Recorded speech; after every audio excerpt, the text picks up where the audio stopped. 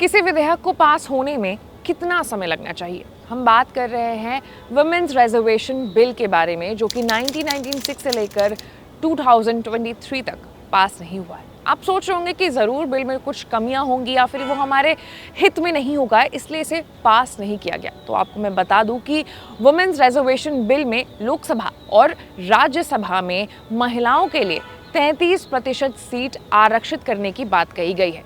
तो आज के इस वीडियो में हम बात करेंगे कि ये विधेयक है क्या, इस बिल का इतिहास क्या है, किन पार्टियों ने इसका समर्थन किया और इसका विरोध किया, और लोकसभा और राज्यसभा में फिलहाल महिलाओं की कितनी भागीदारी है।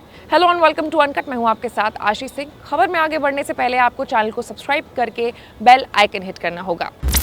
शुरू करते हैं थोड़े से डेटा के साथ।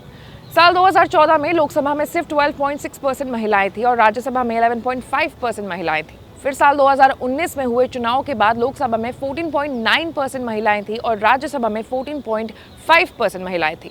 ऐसा नहीं है कि वुमेन्स रिजर्वेशन बिल के बारे में आज चर्चा हो रही है, इससे पहले भी कई बार इस विधेयक के बारे में बात हुई है। इस विधेयक को यूपीए की सरकार में मई 2008 में राज्यसभा में पेश किया गया था, जहां से इसे स्थायी समिति यानी स्टैंडिंग कमेटी के पास भेज दिया गया। उसके बाद साल 2010 में राज्यसभा ने विधेयक को मंजूरी दे दी, फिर इसे लोकसभा में मंजूरी के लिए भेज दिया गया, लेकिन इस दौरान 5वीं लोकसभा भंग हो गई, जिस वजह से इस आरक्षण विधेयक की एक्सपायरी हो गई। अब लेकिन एक बार फिर से इस मुद्दे को तूल देने की कोशिश की जा रही है। तेलंगाना के मुख्यमंत्री के चंद्रशेखर राव की बेटी तेलंगाना विधान परिषद की सदस्य के कविता इस समय दिल्ली में है और उन्होंने इस मुद्दे को फिर से उठाया है। अब कहानी में थोड़ा सा ट्विस्ट है, और ट्विस्ट ये है कि दिल्ली शराब नीति मामले में कविता को प्रवर्तन निदेशालय यानी ईडी ने पूछताछ के लिए समन भेजा है।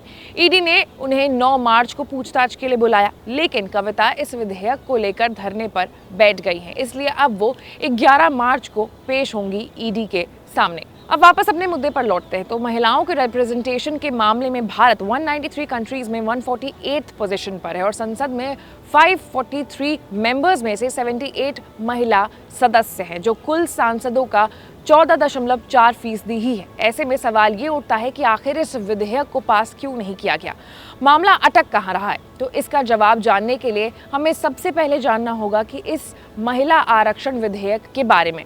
तो इस जवाब को जानने के लिए हमें सबसे पहले जानना होगा कि महिला आरक्षण विधेयक है क्या। इस बिल का इंस्पिरेशन 1993 में एक कॉन्स्टिट्यूशनल अमेंडमेंट जो पास हुआ था उसके जरिए लिया गया था। ये विधेयक लोकसभा और राज्यसभा के सभी विधानसभाओं में महिलाओं के लिए 33% सीट आरक्षित करता है।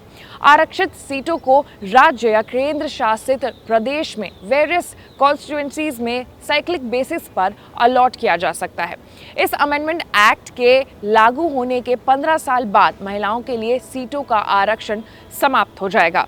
कांग्रेस, आम आदमी party, Shiv Sena, Akali Dal, PDP, NC, TMC, JDU, NCP, CPI, CPM, SP, RJD, ये वो पार्टियां हैं जो आज इस विधेयक को सपोर्ट कर रही हैं। वहीं 2010 में समाजवादी पार्टी, जनता दल यूनाइटेड, राष्ट्रीय जनता दल, एआईएमआईएम और बीएसपी ने इस विधेयक का विरोध किया था और 2010 में आरजेडी, सपा, शिवसेना, उद्धव ठाकरे की तेलंगाना दिसम पार्टी यानी टीडीपी, एआईएडीएमके, बीजेडी और असम गंगा परिषद वुमेन्स रिजर्वेशन बिल के समर्थन में 2010 में खड़ी थी।